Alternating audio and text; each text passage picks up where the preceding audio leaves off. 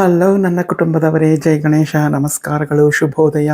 ಇಂದಿನ ಕಾರ್ಯಕ್ರಮಕ್ಕೆ ನಿಮಗೆಲ್ಲರಿಗೂ ಆತ್ಮೀಯವಾದ ಸ್ವಾಗತ. ತೆಂಗಿನಕಾಯಿ ಮಸಾಲೆ ಯಾವುದನ್ನು ರುಬ್ಬದೆ ಸುಲಭವಾಗಿ ಆರೋಗ್ಯಕರವಾದ ರುಚಿಕರವಾದ ಗಮ್ಮತ್ತಿನ ಸಾರಿನೊಂದಿಗೆ ಬಂದಿದ್ದೀನಿ. ಮಾಡೋ ವಿಧಾನ ಸಂಪೂರ್ಣವಾಗಿ ತೋರಿಸಿದ್ದೀನಿ. ವಿಡಿಯೋನ ಸ್ಕಿಪ್ ಮಾಡದೆ ನೋಡಿ, ನೀವು ಮಾಡಿ ಹೇಗಿತ್ತು ಅಂತ ನನಗೆ ಕಮೆಂಟ್ನಲ್ಲಿ ಮರೆಯದೆ ತಿಳಿಸಿ. ಪಕ್ಕದಲ್ಲಿರ್ತಕ್ಕಂಥ ಬೆಲ್ ಬಟನ್ನ ಪ್ರೆಸ್ ಮಾಡಿ. ನಾನು ಹಾಕೋ ವಿಡಿಯೋ ನೋಟಿಫಿಕೇಷನ್ ನಿಮಗೆ ಮೊದಲೇ ತಲುಪುತ್ತೆ. ನೀವು ಸಬ್ಸ್ಕ್ರೈಬ್ ಆಗಿಲ್ಲ ಅಂದರೆ ದಯಮಾಡಿ ನನ್ನ ಚಾನಲ್ನ ಸಬ್ಸ್ಕ್ರೈಬ್ ಮಾಡಿಕೊಡಿ. ನಿಮ್ಮ ಸಂಪೂರ್ಣ ಪ್ರೋತ್ಸಾಹ ಮತ್ತು ಸಪೋರ್ಟ್ ನನಗೆ ಕೊಡಿ. ಬನ್ನಿ, ಈಗ ಈ ಗಮ್ಮತ್ತಾದ ಸಾರಿನ ವಿಡಿಯೋ ಕಂಟಿನ್ಯೂ ಆಗುತ್ತೆ. ಬಹಳ ಸುಲಭವಾಗಿ ನಾವು ಈ ಸಾರನ್ನ ಮಾಡ್ಕೋಬೋದು. ನೋಡಿ, ಇಲ್ಲಿ ನಾನು ಮೊದಲಿಗೆ ಈ ಒಂದು ಚಿಕ್ಕ ಪಾವ್ನಲ್ಲಿ, ನಾನು ಮಾಮೂಲಿ ನಿಮಗೆ ಯಾವಾಗಲೂ ತೋರಿಸ್ತಾ ಇರ್ತೀನಿ, ಆ ಚಿಕ್ಕ ಪಾವ್ನಲ್ಲಿ 2.5 ಪಾವು ತೊಗರಿಬೇಳೆ ತೊಗೊಂಡಿದ್ದೀನಿ. ಯಾಕೆಂದರೆ ನಾನು 2 ದಿನಕ್ಕೋಸ್ಕರ ಮಾಡ್ಕೋತಾ ಇರೋದು.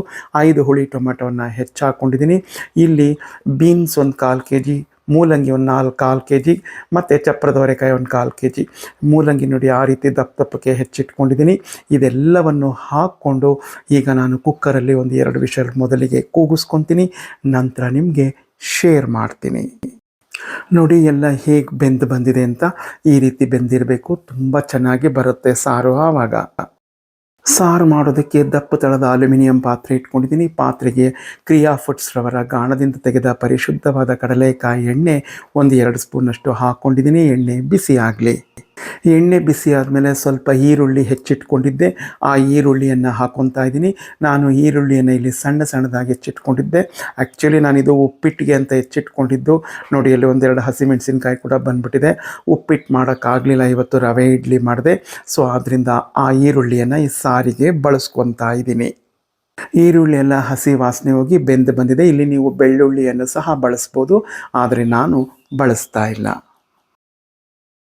ಈಗ ಇದನ್ನು ಸ್ಟವ್ ಆಫ್ ಮಾಡಿ ನಾನು ಪಾತ್ರೆನ ಕೆಳಗಿಳಿಸ್ಕೊಂಡು ಬೆಂದಿರ್ತಕ್ಕಂಥ ತರಕಾರಿ ಬೇಳೆಯನ್ನು ಇದಕ್ಕೆ ಡಂಪ್ ಮಾಡ್ಕೋತೀನಿ. ನೋಡಿ ಸ್ನೇಹಿತರೆ, ಎಲ್ಲವನ್ನು ಹಾಕ್ಕೊಂಡಿದ್ದೀನಿ. ಈಗ ನಾನು ಇದಕ್ಕೆ ರುಚಿಗೆ ತಕ್ಕಷ್ಟು ಹುಣಸೆ ಹುಳಿ ನಮ್ಮ ಮನೆಯ ರುಚಿಗೆ ಅನುಗುಣವಾಗಿ ಹಾಕ್ಕೊತಾ ಇದ್ದೀನಿ. ಆಮೇಲೆ ಪುಡಿ, ಇದು ಬೆಳಗ್ಗೆ ತಾನೇ ಮಾಡಿಕೊಂಡೆ. ನಾನೊಂದು ಫಂಕ್ಷನ್ಗೆ ಹೋಗಿದ್ದೆ, ಅಲ್ಲಿ ಹುಡಿಯನ್ನು ಮಾಡಿದರು. ಇದಕ್ಕೆ ಯಾವುದೇ ಮಸಾಲೆಯನ್ನು ಬಳಸೋಲ್ಲ, ಚಕ್ಕೆ, ಮೊಗ್ಗು, ಲವಂಗ ಏನನ್ನು ಬಳಸೋಲ್ಲ. ಆ ರೀತಿಯ ಒಂದು ಪುಡಿಯನ್ನು ಮಾಡ್ಕೊಂಡಿದ್ದೀನಿ.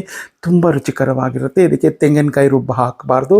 ಈಗ ಸಾರು ಎಷ್ಟು ಬೇಕೋ ಅಷ್ಟು ಮಾಡಿಕೊಂಡು ರುಚಿಗೆ ತಕ್ಕಷ್ಟು ಉಪ್ಪು ಹಾಕಿ, ಬೆಲ್ಲ ಮಸ್ಟ್ ಆ್ಯಂಡ್ ಶುಡ್ ಹಾಕಲೇಬೇಕು. ನೋಡಿ ಸ್ನೇಹಿತರೆ, ಎಷ್ಟು ಸಾರು ಬೇಕೋ ಅಷ್ಟು ಹಾಕ್ಕೊಂಡಿದ್ದೀನಿ. ಹುಳಿ, ಉಪ್ಪು, ಖಾರ, ಹುಳಿ, ಖಾರ ಸಾರಿ ಎರಡನ್ನೂ ಹಾಕ್ಕೊಂಡಿದ್ದೀನಿ. ಈಗ ರುಚಿಗೆ ತಕ್ಕಷ್ಟು ಉಪ್ಪನ್ನು ಹಾಕ್ಕೊಂಡು ಬೆಲ್ಲ ಮಾತ್ರ ತಪ್ಪದೆ ಹಾಕಬೇಕು. ನನಗೆ ಅಡುಗೆ ಭಟ್ರು ಹೇಳಿದ್ರು, ಆವಾಗಲೇ ತುಂಬ ಈ ಸಾರು ರುಚಿಕರವಾಗುತ್ತೆ. ಇದು ಇಡ್ಲಿ ಸಾಂಬಾರ್ಗಂತೂ ತುಂಬ ಚೆನ್ನಾಗಿರುತ್ತೆ. ತೂತ್ ವಡೆ ಜೊತೆ ಇಡ್ಲಿ ಹಾಕ್ಕೊಂಡು ತಿಂತಿದ್ದಂತೂ ಸಖತ್ತಾಗಿರುತ್ತೆ. ದೋಸೆಗೂ ಚೆನ್ನಾಗಿರುತ್ತಂತೆ. ಈಗ ನಾನು ಮಾಡ್ತಾಯಿದ್ದೀನಿ ಪ್ರಪ್ರಥಮ ಬಾರಿಗೆ. ಆ ಪುಡಿ ಮಾಡ್ತಾ ಇದ್ದಂಗೆ ಅದರ ಘಮ ಅಡುಗೆ ಮನೆಯೆಲ್ಲ ತುಂಬ್ಕೊಂತು.